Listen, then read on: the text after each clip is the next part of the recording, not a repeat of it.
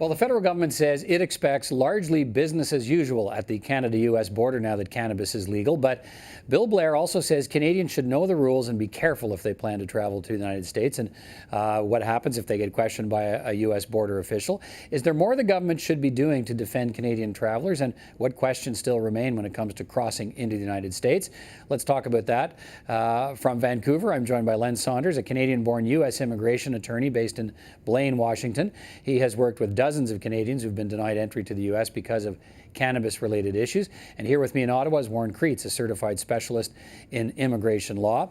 Thanks to both of you for doing this. And Warren, I should point out before we get started that your law firm is actually teaching the first and only law course in cannabis in the country at the University of Ottawa here. That's right, at the law school here in Ottawa.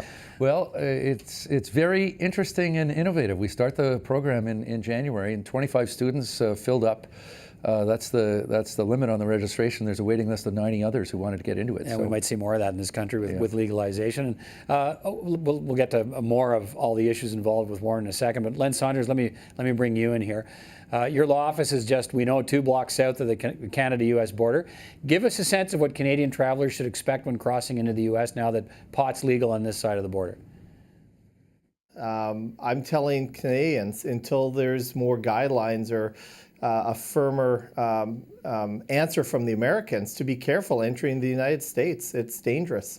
Yeah, I mean, we're getting some different, we're getting a bit of indications from the Americans, Warren, that they've softened their position when it comes to Canadians who work in the legal cannabis industry. They're now saying a Canadian citizen working in or facilitating the proliferation of the legal marijuana industry in Canada coming to the U.S. for reasons unrelated to the marijuana industry generally will be admissible to the U.S. What do you make of that? Is that the problem solved for people who work in the industry traveling to the U.S.? Totally not good enough, I don't think. They want our money. Wall Street has poured billions of dollars into our industry in Canada, taken very significant equity positions in some of our publicly listed companies included. They want our money, but they're going to deny entry to our executives, investors, and others that are seeking entry to the United States for anything related to the marijuana industry. Right. I guess that's the question. What Len Saunders, what they're saying here is that if you're coming to the United States for leisure, you'll be fine, or generally you'll be fine. But what if a Canadian working in the legal marijuana industry, cannabis industry in this country, wants to travel to Colorado, where it's also legal, to attend a conference on marijuana or cannabis there? Should that person say that's where they're headed? Well, if they do, they will be denied entry. That's my experience. So I'm telling Canadians, be cautious what you're coming to the U.S. to do and what you say, because you could be denied entry if you have any kind of involvement in the U.S. cannabis industry. So what do you do? Well, you either don't tell them what you're going down to do, and if they find out, they could bar you for life. If you tell them, then there's a good chance they're going to deny you entry. So it's kind of a catch-22. It's hard to advise people on what to say, because I don't want to get them barred for lying at the border and encouraging them to lie.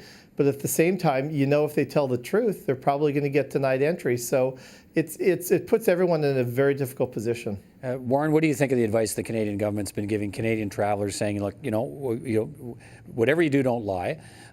You get to the border, if you're asked the question, are you going to the U.S. to either attend a marijuana con or to work in somehow in the marijuana field, or if you're just a Canadian traveler going on holidays, should you admit that you have smoked marijuana in the past if you're asked? The public statements from our elected officials so far has been just tell the truth, answer their questions. The Americans make their own rules on entry. I don't think that's good enough. This is a multi-billion-dollar industry. I don't think we've seen the valuations in any industry like we're now seeing in a very long time. Mining industry, energy, just compare them. Mm-hmm. These are incredible. So I think it's incumbent upon our elected officials and the the cross-border discussions that take place to advocate on behalf of our industry, to advocate on behalf of our people, so that they can be gain entry or granted entry to the United States. It's not enough to just say it's up to the individual, let them do and follow the rules and that kind of stuff. They have to follow the rules, but our leaders should be lobbying, promoting, But advocating on behalf of How do they our do that? industry. How do they do that? As Bill Blair says, you know, the U.S. is a sovereign country. They have their rules, and it's not like we're in a position to tell them how to apply their rules to Canadians. But you're saying maybe we should be. Well, we should be. And this is divisive. Not all congressmen in the United States are in agreement on the U.S. Customs and Border Protection's position on this. They are lobbying their own people in Congress to grant entry to our people. This is a big deal. This is not just a big deal. It's a huge opportunity for the lawful states that have approved recreational and medical use of marijuana as well. Len Saunders, what do you think? Is there more Canada could be doing to help make this issue, to provide more clarity for Canadian travelers? Absolutely. I agree with Warren 100%. The Canadian government has done a very poor job in basically advising Canadians on the lifetime implications of any kind of admissions to marijuana use or involvement at U.S. ports of entry. So they've been giving the worst advice, which is telling people to tell the truth. That's self-incrimination. They should be advising Canadians what their rights are at the border.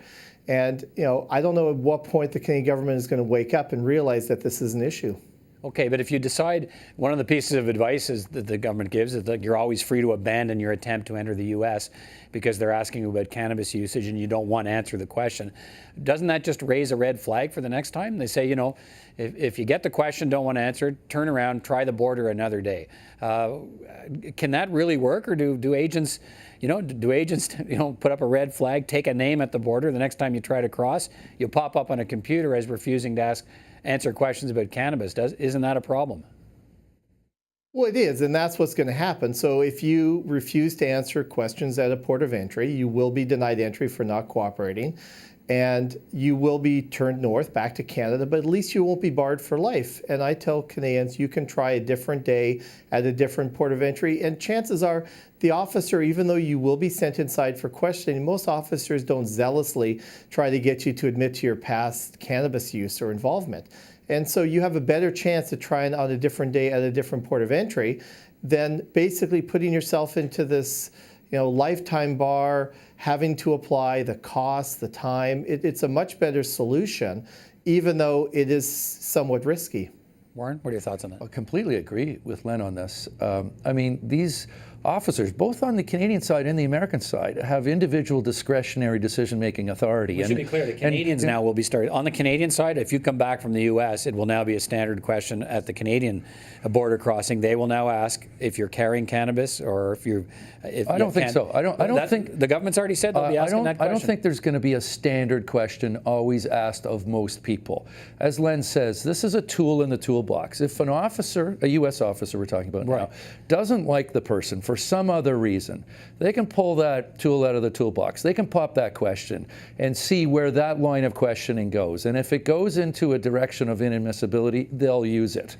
But it's not going to be a standard question. Len, let me ask you, what does a Canadian citizen do, and this is what you've been dealing with, if they've been banned for life from the U.S. for admitting to marijuana use? What can you do for them? And you touched on it briefly about trying to work around this. What's involved in overturning a lifetime ban to the U.S.? Well, you really can't overturn it, but what you can do is you can apply for a waiver, and the cost, just the filing fees alone, are $585 US, payable to the government. Usually if it's an admission to smoking marijuana, the applicant will get a 1 year, then maybe a 2, then a 3, then a 5-year waiver. This is just filing fees, not legal fees if someone hires an attorney like myself. I tell Canadians, if you have to file a waiver, you have to do it for the rest of your life. You basically become my client for life. And unfortunately, I've built up a huge clientele of repeat Canadian clients who've admitted to past cannabis use. A great example is Ross Rebliati. He has name recognition. He's just the tip of the iceberg of my typical Canadian client who has no criminal convictions, no past immigration violations, has merely admitted to using cannabis in the past. So if it can happen to an Olympic athlete whose name is widely known, I suppose it can happen to all of us, Warren. It can and it will. Well, and that's what's going to happen. Point to Prime Minister Trudeau. Yeah, it could happen to the Prime Minister, certainly. If he's admitted to it in the past, if he admits it at a border crossing, yikes. What happens then? It's all new to us, and we hope that water finds its level and that the animosity or the fear, the anxiety, could take a court challenge, you know. It could take a court challenge by some courageous person, in the client US. of Len's perhaps, who's been banned for life, wants to put the money, wants to take a stand, wants to go through the procedure of bringing an application, a judicial review of the decision, and let's see what a federal court in the United States says about this. Do you think we're headed that way, Len Saunders? Final word to you. Actually, I agree with Warren. I spoke to a couple of my colleagues in Washington State recently, and we're looking for one of those cases. Someone who admits at a U.S. port of entry to smoking cannabis legally in Canada, file the waiver, possibly get it denied, and then appeal it to the Board of Immigration Appeals in the U.S. So we're definitely considering that. All right, we've got lots to watch for. Gentlemen, thank you both for your perspectives. Appreciate it. Nice to be here. Thank you, Peter.